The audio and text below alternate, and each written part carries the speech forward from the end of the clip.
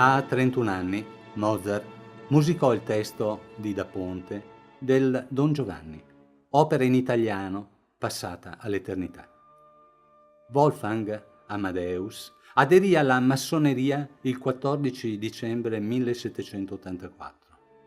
Le note iniziali del flauto magico onorano la sua loggia. Un uomo votato alla ragione, quindi, all'ironia, ed essendo alchemico geniale, si trastullava nel camuffare la tragedia in farsa. Il risultato è strepitoso. Un inno alla libertà, dal libertinaggio, dall'asservimento, dalla serietà. Per cui lascia ch'io mangi e se ti piace, mangia con me. Viva la libertà! Dal libretto trarremo le espressioni atte a dimostrare la burla. Don Giovanni esce dalla camera a ritrovar la luce, lasciando Anna che infuriata lo insegue. Non sperar, se non m'uccidi, ch'io ti lasci fuggir mai. Il Settecento fu secolo di liberi costumi, cortigiane nobilizzate al trono, re e regine con trofei di corna in testa, dogi prodighi di benefici con le ubertose prostitute, pur d'attrarre principi in alcove con orecchi ed occhi ai muri. Poteva destar scandalo la violazione di un grembo femminile da parte d'un prodigo e nobile castellano?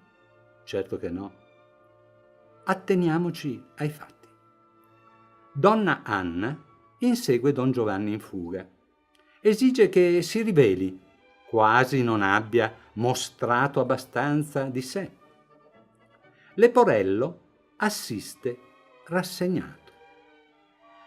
Che tumulto, oh ciel, che gridi! Il padron in nuovi guai. Don Giovanni replica. Donna folle, sconsiderata. Lui cerca di difendere la reputazione di lei. Chi son io? Tu non saprai. È una sceneggiata che lui conosce e nel ripetersi si annoia. Perché l'uomo fugge dopo l'assalto? Si può assopire, ammansire. Il leone s'addormenta. Lei invece serge, esige. Pretende forse una replica o una riparazione? Alla precoce conclusione? Certo è che Don Giovanni se la dà a gambe.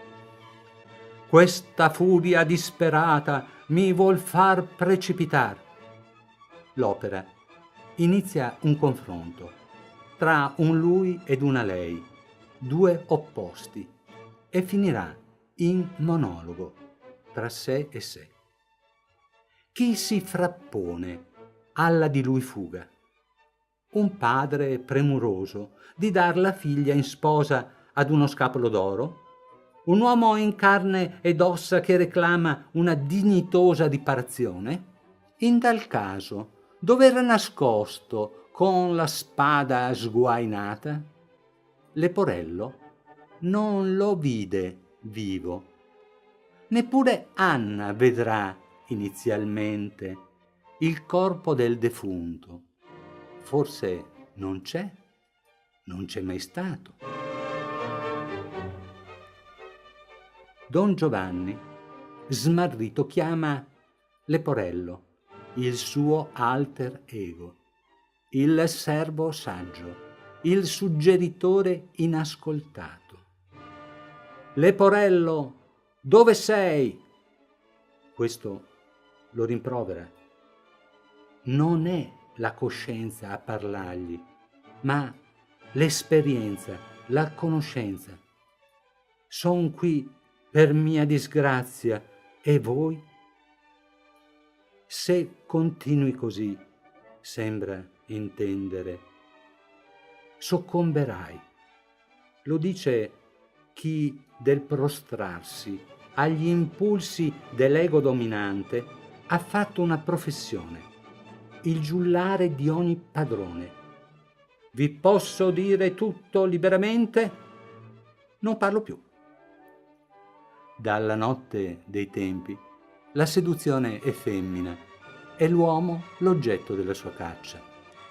Don Giovanni lo sa Mozart, fragile come una nota, sensibile al sì di donna, sempre a lui maggiore. Don Giovanni affronta il dubbio e distinto lo affossa. È il suo destino. Zitto, mi pare di sentir odor di femmina. Un'altra donna avanza, una voce lontana, un eco, una memoria. Ah, chi mi dice mai quel barbaro dov'è? La nostalgia lo avvolge, il desiderio del ritorno a chi gli insegnò, lo rese uomo. Elvira, non la prima, non l'ultima, l'unica. Lo rincorre, anzi è dentro al suo petto, con voce di mezzo soprano. Ma il giusto cielo volle ch'io ti ritrovassi. Torna sui suoi passi. Vuole forse o può rinnegare la sua natura? Impresa impossibile. Avanza piuttosto, precipitando in nuova trappola. Zermina, la contadinella, promessa a Masetto. Sulla Ius Prime Nocti Manzoni ci scrisse un romanzo, quello dei Promessi Sposi. Mozart ne fa una canzonetta. Qualcuno si meraviglierà. Don Giovanni potrebbe comodamente, dalla sua poltrona, accanto al caminetto, ordinare che la donzella gli venga servita a letto. Invece eccolo lì, ad inventar trame, tessere tele che non reggerebbero un moscerino, ridotto a questuare un bacino. Andiam, mio bene, a ristorar le pene d'un innocente amor. Immaginiamo la scena. C'è festa per le prossime nozze. A Masetto, a fretta, ovviamente. Zermina invece adora i preliminari. I regali, la torta, le lodi, gli auguri, la dote. E chi più del nobilomo può riccamente disporne dopo aver adempiuto al suo diritto dovere? La tresca è pronta. Masetto simula gelosia, lei recalcitra adulando, vorrei e non vorrei, mi fa pietà.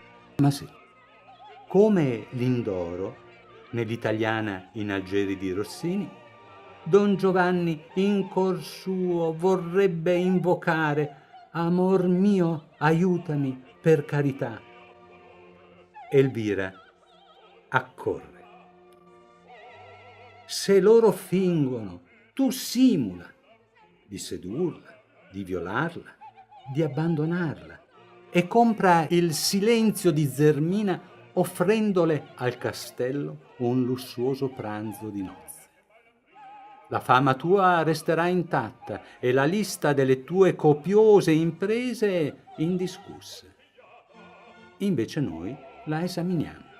Sommando le italiane alle tedesche fan 871.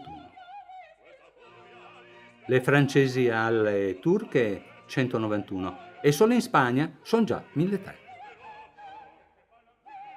In totale 2085.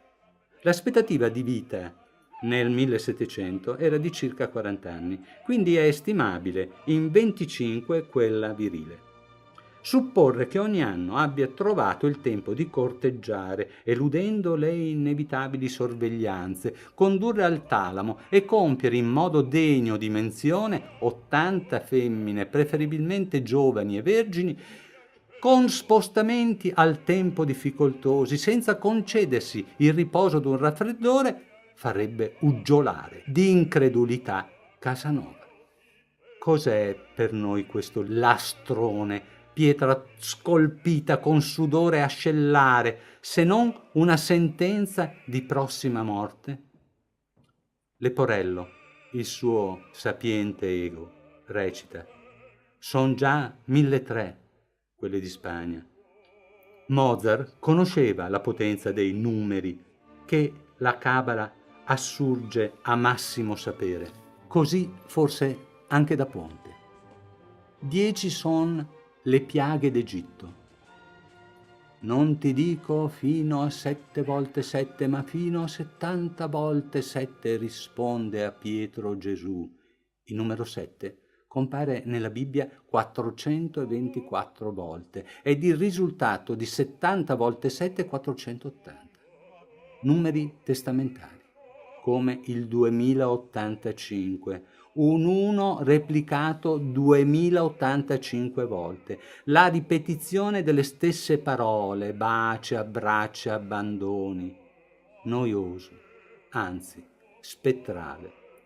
Un insieme composto di 285 numeri primi da registrare, senza distinzione di qualità, quantità, misurabile con bilancia e pesi, plumbeo, da sigillatura di sarcofago.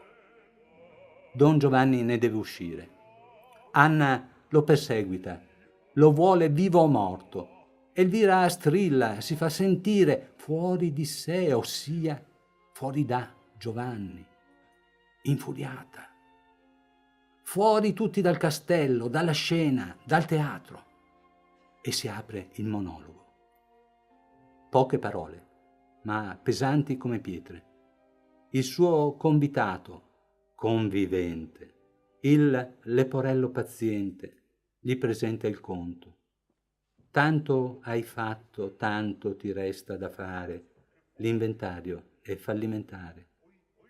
Del suo piacere, del suo desiderare, del suo vivere dilettandosi, resta niente. Colpo di scena. Lampi la illuminano, fulmini la frantumano, il fuoco alchemico congiunge gli opposti, i poli si incontrano, si fondono, Don Giovanni sfinito crolla in un sonno profondo e si trasforma.